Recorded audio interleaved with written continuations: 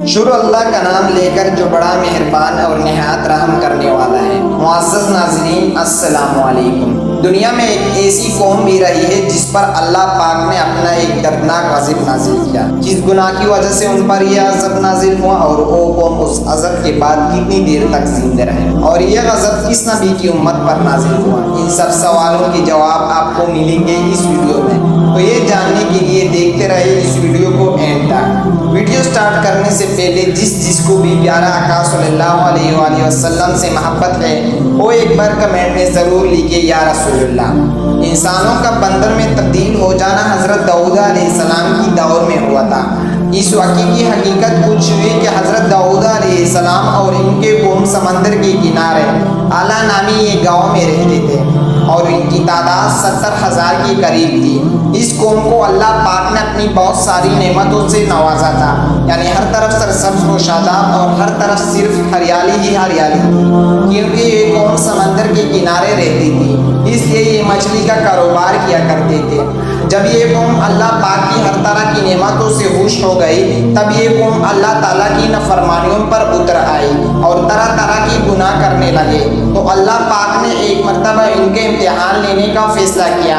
اللہ تعالیٰ نے حضرت داؤد علیہ السلام کو وحی بھیجی کہ اپنی قوم سے کہو کہ ہفتے والے دن مچھلی نہ پکڑو، یعنی کہ جب ہفتے کا دن آ جائے تو مچھلی کا شکار نہ کیا کرو۔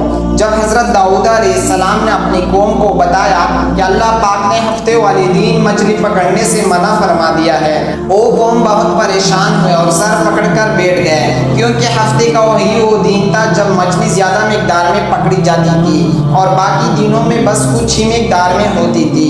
اس قوم کا گزر بسر اسی کام کی وجہ سے ہوتا تھا، اس لیے یہ سن کر بہت پریشان ہو گئے، مگر وہ نہیں جانتے تھے کہ یہ صرف اللہ پاک کی طرف سے ان کے لیے ایک آزمائش ہے۔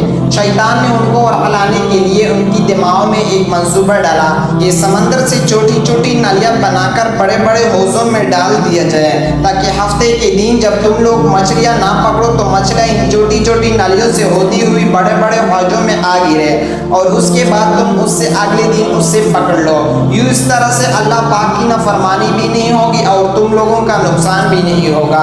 اس قوم کے کچھ لوگوں کو شیطان کا یہ منصوبہ بہت پسند آیا اور وہ ایسے ہی کرنے لگے، جس کے بعد کی مچھلی آپ وفر مقدار میں ان کو ملنے لگے۔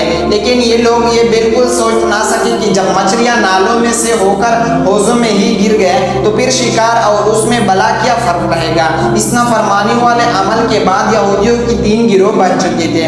پہلا گروہ وہ تھا جو کہ اس کا کام ساتھ برا سمجھتا تھا اور دوسرے لوگوں کو بھی اس سے منع کیا کرتا تھا، جبکہ دوسرا گروہ وہ تھا کہ جو کہ اس کے کام کو خود بھی نہیں کرتا تھا اور دوسرے کسی اور کام میں ٹانگ بھی نہ اڑایا کرتا تھا۔ لیکن تیسرے نافرمان لوگ جن کی تعداد تقریباً 12,000 تھی، وہ کلہ یہ کام کرنے لگ گئے۔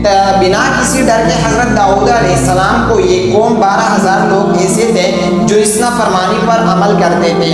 جب حضرت داؤد علیہ السلام ان 12,000 لوگوں کو اللہ کے عذاب سے ڈرایا تو باز نہ آئے اور اپنا وہی کام جاری رکھا۔ چنانچہ جب وہ لوگ لڑ کے تو دوسرے لوگوں نے ان لوگوں کے درمیان ایک بڑی دیوار بنا دی، یعنی جب دیوار کی دونوں طرف الگ الگ لوگ رہتے تھے، ایک طرف وہ سارے لوگ جو اس نافرمانی کو بالکل نہیں مانتے تھے اور سب گناہ سمجھتے تھے، اور وہی دوسری طرف وہ 12,000 لوگ رہتے تھے جو کہ شیطان کے ڈسنے میں آ چکے تھے۔ حضرت داؤد علیہ السلام ان سب کو ایک بار پھر سے منع فرمایا، مگر وہ نہ رکے، تو حضرت داؤد علیہ السلام نے غصے میں آ کر ان پر لعنت کر دی، اور اگلے ہی دن دیکھا تو وہ لوگ ان میں سے کوئی بھی اپنے گھروں میں سے باہر نہیں آ رہے تھے، جبکہ دوسرے لوگوں نے دیوار پر چڑھ کر دیکھا۔ آج دیکھا جائے تو کیا ماجرا ہے، جب یہ لوگ اپنے گھروں سے باہر نہ آئے تو وہ دیکھتے تھے کہ یہ 12,000 کے 12,000 لوگ ہی بندر میں تبدیل ہو چکے تھے۔ اللہ پاک نے ان کی اس نافرمانی کی وجہ سے ان پر اپنا یہ عذاب نازل فرمایا۔ جب حکم ماننے والے لوگ ان بندروں کے پاس جاتے تو بندر نے ان کے پاس کھڑے ہو کر روتے تھے اور اپنی غلطی پر پچھتاوا کرتے تھے۔ ان بندر بن جانے والے لوگوں کی تعداد 12,000 تھی جنہوں نے اللہ پاک کی نافرمانی کی، اور اللہ پاک نے ان کو بندر بنا دیا۔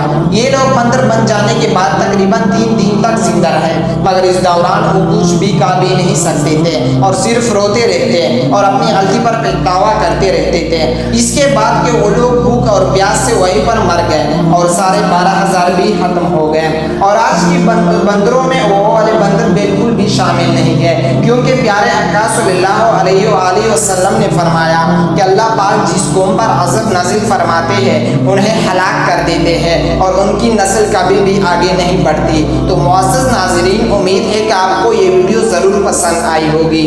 میں نے بالکل اچھے طریقے کے ساتھ آپ کو بالکل مختصر طریقے کے ساتھ آپ کو یہ واقعہ بیان کرنے کی کوشش کی ہے۔